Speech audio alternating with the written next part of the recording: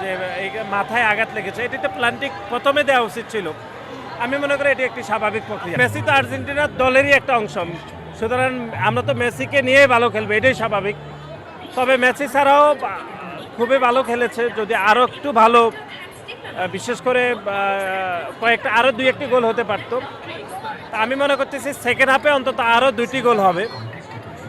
আমার প্রথম মনে হচ্ছে 3-0 গোল, এখন মনে হচ্ছে 4-0 গোল হবে। তা আজকের ম্যাচটি গুরুত্বপূর্ণ, যে পরবর্তী ম্যাচগুলোর জন্য কোচ আর একটু যাচাই বাছাই করতে পারবে এবং আর্জেন্টিনা ভালোভাবে বিশ্বকাপ জেতার মতো পরিস্থিতিতে রয়েছে বলে মনে করি।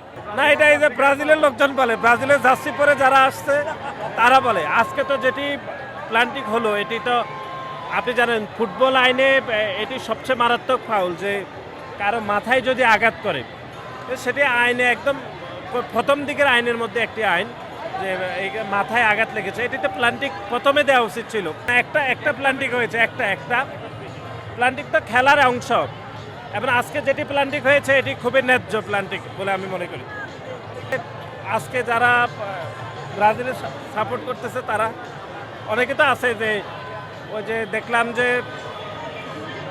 আর্জেন্টিনা গোল করতে পারে না চিৎকার করে দিয়ে উঠছে, এরাই মনে হয় আজকে গুপ্ত। ঠিক আছে, ওকে।